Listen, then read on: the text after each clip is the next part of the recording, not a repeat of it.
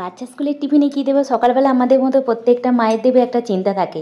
আবার যে খাবারটা দেবো সেটা আবার ছেলেটা খাবে কি না, বা সেই টিফিনটা শেষ করে আসবে কি না, খালি পেটে থেকে যাবে কি না, এইসব চিন্তা থাকে সবসময়। তাই আমি চেষ্টা করি যেটা ওর পছন্দ হবে, হেলদি টেস্টিভাবে কিছু একটা রেডি করে দিতে। আজকে আবার একটা আমার ছেলে স্কুলের টিফিন নিয়ে চলে এলাম, দেখো না কেমন হয়েছে।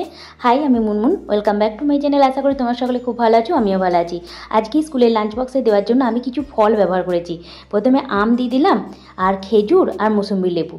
এই ফলগুলো আমার ছেলে খেতে খুব ভালোবাসে। আর এই টিফিন বক্সটা হচ্ছে এয়ারটাইট, তার জন্য আমি আমটা দিই, আমটা কালো হয়ে যায় না।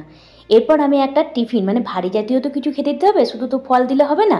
তার জন্য আমি এখানে একটা পাকা কলা ছাড়িয়ে ছোটো ছোটো টুকরো করে একটু চিনি দিয়ে পেস্ট করে নিলাম।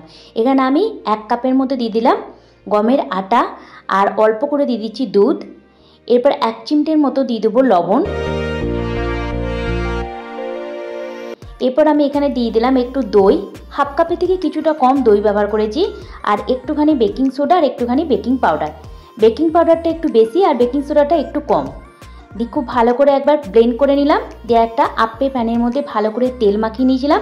এইভাবে ব্যাটারটা দিয়ে ওপর থেকে একটু টুটি ফুটি দিয়ে একদম লো ফ্লেমে এটাকে 10 থেকে 15 মিনিটের মতো বেক করে নেবো। তাহলে কিন্তু খুব সুন্দর একটা আপ্পে তৈরি হয়ে যাবে, যাকে বলে পাকা কলার কেক। ওপর থেকে একটু মধু দিয়ে দিলাম, ব্যাস আজকে স্কুলের টিফিন রেডি। Thank you.